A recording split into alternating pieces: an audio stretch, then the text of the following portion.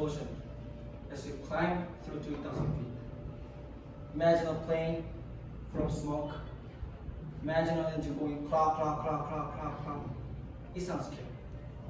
When I missed it that day, I was sitting in one deep. I was the only one who could talk to the flight attendants.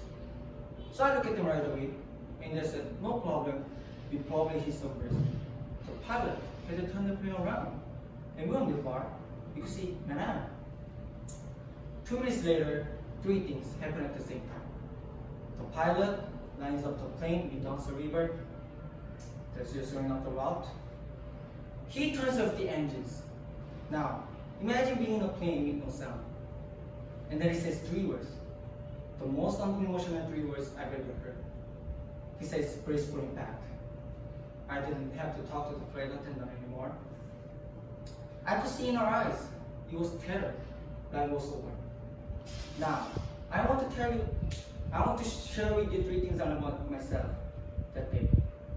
I learned that your change are instant. We have this bucket list. We have these things we want to do in life. And I thought about all the people I wanted to reach out to that I didn't. All the friends I wanted to meet. All the experiences I wanted to have I never did. As I thought about that, later on, I came up with a saying, which is, I call it better minds. Because if the wine is ready and the person is there, I'm opening it. I no longer want to postpone anything in life. And that urgency, that purpose, has really changed my life. The second thing I learned that day, and this is as we clear the George Washington Bridge, which was buying a lot. And I thought about, wow, I really feel what we are living. I live a good life. In my own humanity and mistakes, I try to get better at everything I try. But in my humanity, I also learn my way to get in. And I regret the time I wasted on things that did not matter, with people that matter. And I thought about all the relationship with my wife, with my friends, with people. After I started reflecting on that, I decided to live in the negative flow of my life. It's not perfect, it's all better. I'm not had a fight with my wife in 2 years. We face weight. I no longer try to be right. I choose to be happy. The third thing I learned that day, and this is as your mental process going 15, 14, 13, you can see your water coming and saying, please go up.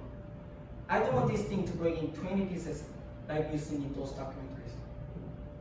As we're coming down, I had a sense of, wow, dying is not scary. It's almost like you pray for it. I will let you. But it was very sad. I don't want to go. I love my life. And that sadness really framed me one thought, which is, I only wish for one thing. I only wish I could see my kids grow up. About a month later, I was at a performance by my daughter, first grader, not much out this time. Yet. And I'm bawling, I'm crying like a little kid. It made all the sense in the world to me.